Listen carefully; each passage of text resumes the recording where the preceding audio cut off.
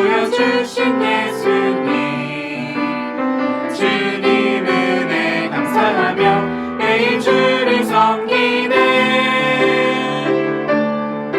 나 심긴 작은 세상 사랑으로 섬기네. 주 사랑 나를 통해 온 세상에 흐르네. 나 심긴 작은 세상 사랑으로 섬기네. 주 사랑 나를 통해 온 세상에 흐르네. 십자가의 죽음으로 예수님 날 섬겼네. 오늘도 난 주 예수님 발자취를 따르네. 섬김의 모습을 보여주신 예수님, 주님 은혜 감사하며 매일 주를 섬기네. 나 심긴 작은 세상 사랑으로 섬기네. 주 사랑 나를 통해 온 세상에 흐르네. 나 심긴 작은 세상 사랑으로 섬기네. 주 사랑 나를 통해 온 세상에 흐르네.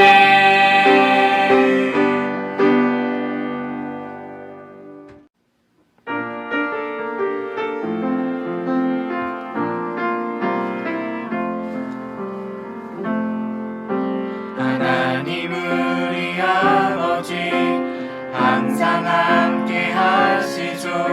그 날개 아래 우리 보호하시죠. 하나님 나의 보호자, 하나님 나의 인도자, 주님만이 나의 도움이시죠. 하나님 우리 아버지 항상 함께 하시죠. 그 날개 아래 우리 보호하시죠. 하나님 나의 보호자, 하나님 나의 인도자, 주님만이 나의 도움이시죠.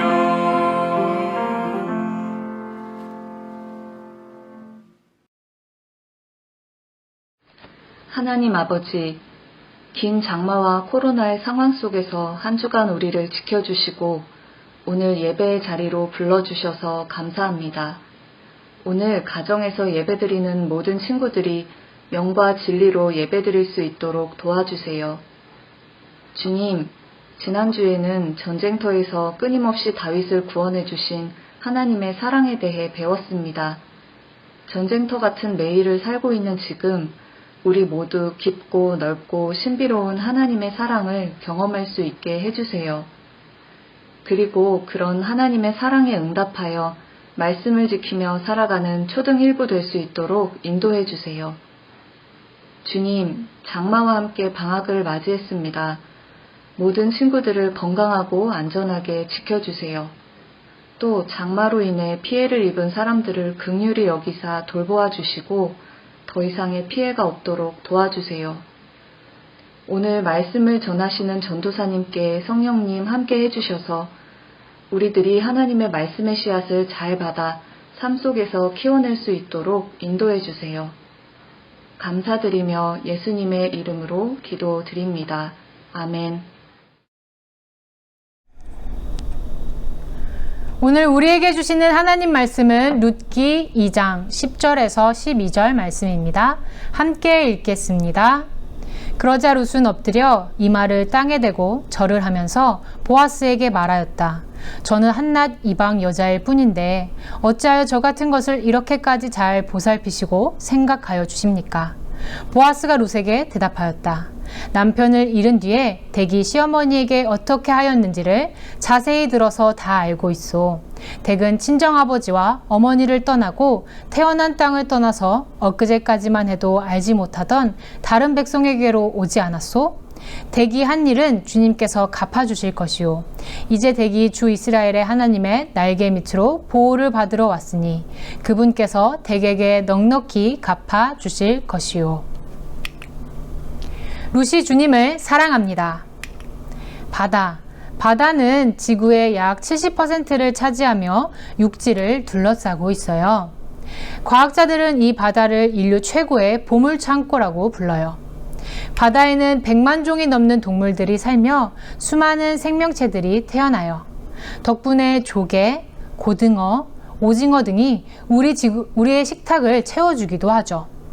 그리고 바다 및 해저에는 석유나 천연가스와 같은 자원이 매장되어 있어 우리에게 에너지를 공급해 줄 수도 있어요. 이처럼 바다는 지구와 지구에 사는 우리의 필요를 알뜰살뜰 채워주죠. 지구의 필요를 채워주는 바다처럼 사랑도 상대의 필요를 채워주어요. 사랑은 상대의 필요가 무엇인지 알뜰히 살피며 채워주는 것이에요. 정성스럽게 도와주는 거죠. 나의 편안함과 유익을 뒤로하고 상대의 유익을 먼저 성심성의껏 구해줍니다. 이러한 친절한 사랑을 잘 보여주는 사람이 있습니다. 바로 룻입니다. 때는 사사들이 통치하던 시기였어요. 이 시대를 성경은 이렇게 말하고 있습니다. 사사기 21장 25절 함께 읽겠습니다. 그때에는 이스라엘의 왕이 없었으므로 사람들은 저마다 자기의 뜻에 맞는 대로 하였다. 하나님은 이스라엘 사람들에게 법을 주셨고 그들이 위험하거나 바른 길로 가지 않을 때는 사사를 보내서 다스리게 하셨어요. 그러나 그들은 하나님을 왕으로 생각하지 않고 스스로가 왕이 되어서 살게 되었답니다. 이렇게 혼란스러운 시기에 더욱이 흉년이 들어 먹을 것조차 없었어요. 그곳에 살던 엘리멜렉과 나오미 가정은 입에 풀칠이라도 하기 위해 고향을 떠나 모압 땅으로 이사를 갑니다. 그런데 살아남기 위해 갔던 모압 땅에서 더욱더 절망스러운 일들이 일어나요. 가장 엘리멜렉이 죽고 10년쯤 되어 또다시 두 아들 말론과 기럧이 죽었습니다. 이제 나오미와 두 며느리 룻과 오르반만이 남았습니다. 나오미는 자기 스스로를 마라, 곧 괴로움, 텅 빈, 빈털터리라 생각했어요. 이때 멀리 고향으로부터 희망의 소리가 들려옵니다. 하나님께서 자기 백성을 돌보셔서 풍년이 들었다는 소식입니다. 이스라엘 사람들은 왕이신 하나님을 외면했지만 그럼에도 불구하고 하나님은 그들에게 친절한 사랑을 베푸셔서 그들의 필요를 채우셨어요. 먹을 것이 없었던 그 땅에 넉넉한 곡식을 맺게 해주신 것이에요. 이 소식을 들은 나오미는 바로 고향으로 돌아가려고 채비를 합니다. 그리고 두 며느리에게 말했어요. 너희들은 한결같은 사랑으로 우리 가정을 돌보았단다. 책임을 다했으니 이젠 너희들의 행복을 찾아 떠나가렴. 하나님께서 은총을 베풀어 주시기를 바란다 하며 축복해 주죠. 나오미는 자신에게 어떠한 희망도 남아있지 않았다고 생각했기 때문이에요. 그러나 첫째 며느리 룻은 나오미에게 이렇게 말을 합니다. 룻기 1장 16절 함께 읽겠습니다. 그러자 룻이 대답하였다. 나더러 어머님 곁을 떠나라거나 어머님을 뒤따르지 말고 돌아가라고는 강요하지 마십시오. 어머님이 가시는 곳에 나도 가고 어머님이 머무시는 곳에 나도 머무르겠습니다. 어머님의 결례가 내 결례이고 어머님의 하나님이 내 하나님입니다. 룻은 하나님의 백성에 들어올 수 없었던 이방인 여인 모압 사람이었어요. 그럼에도 그녀는 하나님에 대한 신뢰가 아주 견고했어요. 하나님이 자기 백성에게 베푸시는 친절한 사랑과 보호를 확신했죠. 그래서 룻은 가정으로 묶여있는, 자기의 품에 있는, 자기의 곁에 있는 가장 약자 나오미를 그냥 지나치지 않아요. 기꺼이 나오미의 불행과 절망 속으로 뛰어들어 함께 그것을 감당하기로 굳게 마음을 먹습니다. 룻은 책임 그 이상의 친절함으로 괴로움 가운데 있는 나오미와 동행했어요. 그리고 베들레헴으로 온 룻은 성심성의껏 나오미를 돌보아요. 때마침 보리 추수가 시작되었고 룻은 떨어진 보리 이삭을 주우러 밭으로 향합니다. 거기서부터 아침부터 밤까지 열심으로 이삭을 주우며 정성을 다해 나오미의 필요를 채워줍니다. 이렇게 나오미에게 친절한 사랑을 베푼 룻에게 또 다른 자비의 손길이 다가옵니다. 룻이 이삭을 줍던 밭의 주인 보아스였습니다. 룻이 안전하게 이삭을 주울 수 있도록 보아스는 도와주었어요. 왜 보아스는 룻을 이렇게 선대했을까요? 룻기 2장 12절 함께 읽겠습니다. 대기한 일은 주님께서 갚아주실 것이요 이제 대기 주 이스라엘의 하나님의 날개 밑으로 보호를 받으러 왔으니 그분께서 댁에게 넉넉히 갚아주실 것이요. 보아스는 하나님과 하나님의 법이 흐려지던 시대에도 하나님의 법을 존중하던 사람이었어요. 그래서 보아스는 자신의 밭에서 이삭을 줍는 약자 중에 약자인 이방인 과부, 여인 룻을 보살펴 주어요. 자기 밭, 자기 품, 자기 영역에 들어온 룻을 무심히 지나치지 않고 율법을 넘어서는 친절을 베풀죠. 식사까지 챙겨주며 실한 보리 이삭을 넉넉히 가져갈 수 있도록 도와주어요. 그런데 알고 보니 보아스는 나오미의 가정을 구제해줄 권리가 있던 친척이었어요. 그래서 보아스는 혈족으로서 자기가 할 수 있는 친절을 최대로 룻과 그 가정에 베풉니다. 룻과 결혼하여 룻과 나오미의 가정을 책임지고 그 가정을 일으켜 세워 주었어요. 룻과 보아스의 친절함으로 인해 절망 가운데 있었던 나오미의 가정에 기쁨이 다시 찾아왔습니다. 죽음으로 얼룩진 이 가정, 생명이 끊긴 나오미의 가정에 한 아이가 태어났어요.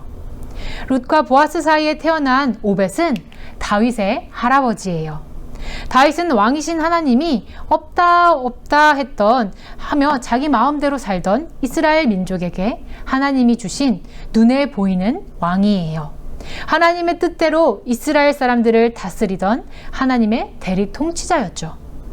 하나님께서는 회복된 나오미의 가정을 통해 이스라엘 백성을 회복시키시며 하나님의 나라를 세우세요. 룻의 친절 위에, 그리고 그 위에 보아스의 친절 위에, 그리고 그 위에 더 큰 친절이 덮어졌어요. 하나님께서 하나님의 품 안에 있던 이스라엘 백성에게 친절을 베푸신 것입니다. 나아가 하나님은 그 친절한 사랑을 지금 우리에게까지 베푸시고 계세요. 다윗의 자손으로 예수님을 이 땅에 보내신 것입니다. 하나님은 죄와 사문 가운데 있던 우리, 절망 가운데 있던 우리 속으로 뛰어드셨어요. 죄 한가운데 예수님을 보내주십니다. 거룩하신 하나님은 십자가에서 죄의 범벅이 되어 죽으셨어요. 이렇게 해서 우리에게 가장 필요한 구원을 주신 것입니다. 하나님의 인자하고 자비로운 사랑 덕분에 우리의 필요가 채워졌어요. 우리는 이미 하나님의 친절한 사랑 안에, 친절한 날개 아래 있는 사람들이에요. 하나님의 날개, 하나님의 품은 온 지구를 덮을 정도로 넓고 크죠. 육지를 감싸고 있는 바다보다도 더 넉넉한 품을 가지고 계세요. 하나님은 그 품 안에 있는 사람들을 정성을 다해 돌보시죠. 그 날개 아래 있는, 그리고 그 친절한 사랑을 경험한 사람들은 어떤가요? 보아스의 날개는 보아스의 밭의 크기, 보아스의 혈족을 품을 정도의 크기였어요. 그래서 자기 밭에 들어온 룻을 성심성의껏 보살피며 혈족으로서 할 수 있는 최대한의 친절을 베풀었죠. 룻은 어떤가요? 룻의 날개, 룻의 품의 크기는 자기 가정과 나오미를 끌어안을 정도였어요. 그래서 룻은 열심으로 나오미와 그 가정의 필요를 채우죠. 이처럼 하나님은 하나님의 품 안에서 각자의 품에 맞게 친절을 베푸는 사람들을 통해 하나님의 친절한 사랑을 베푸세요. 우리 초등일부의 품은 어느 정도인가요? 두 팔을 넓게 펴보세요. 2명, 3명은 너끈히 들어가죠. 우리 품 안에 들어오는 가족과 친구, 이웃의 필요를 채워보아요. 우리 초등일부 여러분 중에는 여름방학을 한 친구들도 있고 곧 있으면 방학을 하는 친구들도 있어요. 방학을 맞이해서 그동안 주변에 그냥 지나쳤던 사람들을 눈여겨 살펴보세요. 무심코 지나쳤던 우리 가족, 친척, 이웃들 중에 텅 빈 손, 텅 빈 마음을 가진 사람들이 누구인가요? 그리고 그들의 필요는 무엇인가요? 어쩌면 우리가 생각하는 만큼 대단하고 부담스러운 것이 아닐 수도 있어요. 어쩌면 그랬구나 하는 공감의 한마디일 수도 있고 혹은 감사합니다, 수고하셨습니다 하고 따뜻하게 건네는 인사 한마디일 수도 있어요. 혹은 물 한 컵일 수도 있고요. 또는 함께 옆에 앉아 있어주는 시간일 수도 있어요. 이렇게 우리 가족과 이웃의 필요를 발견했다면 룻처럼 성심성의껏 상대의 유익을 위해 행동해봐요. 그러면 나오미의 가정과 이스라엘을 덮은 하나님의 큰 날개가 우리의 가족과 이웃을 덮어줄 거예요. 그것을 기대하며 친절한 사랑을 베푸는 우리 초등일부 여러분이 되기를 바랍니다. 오늘의 고백으로 함께 고백합니다. 나는 하나님의 친절한 날개 아래 있습니다. 함께 기도합니다. 하나님 아버지, 룻과 보아스의 친절함을 통해 하나님께서 하나님의 백성을 회복시키셨다는 것을 배웠습니다. 하나님의 친절하고 자비로운 사랑 덕분에 구원받은 우리도 이제 친절한 사랑을 베풀길 원합니다.